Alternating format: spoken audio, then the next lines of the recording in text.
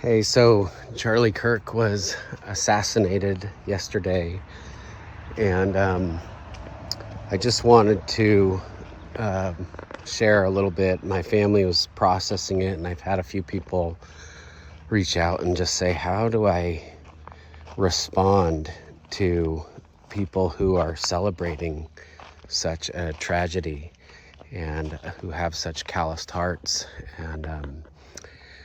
And even my kids in school, they got the news and actually watched that footage from school. And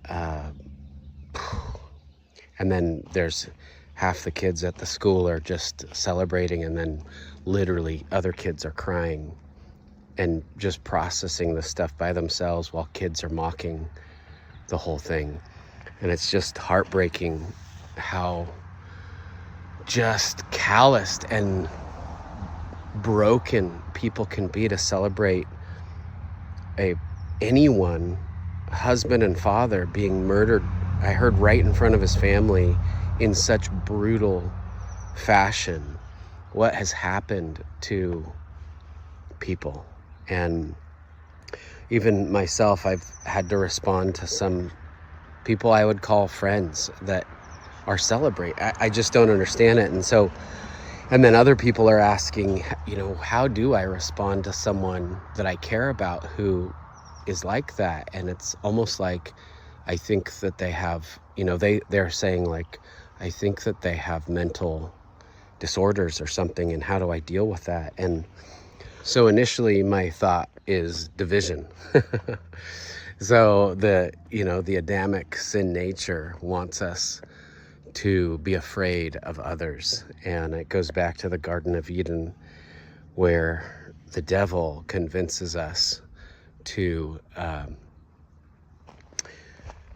that we're not like God. In other words, God's alien, and so is everyone, and then the reasoning follows, so is everyone born in his image then.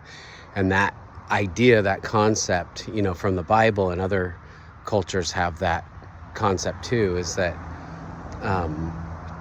the beginning of all war, division, and fighting, and all sin is the concept that we're not like God, and therefore we're not like each other. And what that does when we believe that as a foundational ideology is it makes us feel threatened, and it makes us insecure. And out of that insecurity, we build our egos, and we build this sin nature. It's where all of our dysfunction flows out of. The word devil, by the way, is diabolos in Greek. It comes from two Greek words, dia, which is through, and bolos, which means to cast. So the word devil literally means through caster, or divider, or divorcer. And so that's why I'm using that term, devil.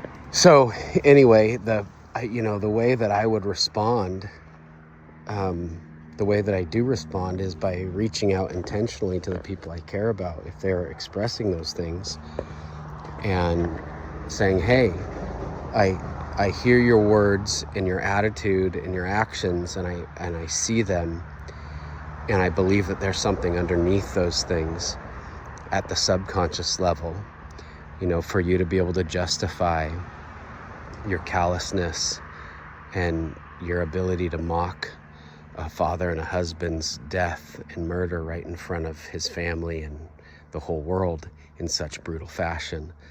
I know there's got to be something that's happened to your heart underneath that, and maybe even a belief system that enables you to justify such beliefs. So I just want to let you know that I'm here, I'm present, and I want to talk to you, and I want to go there with you.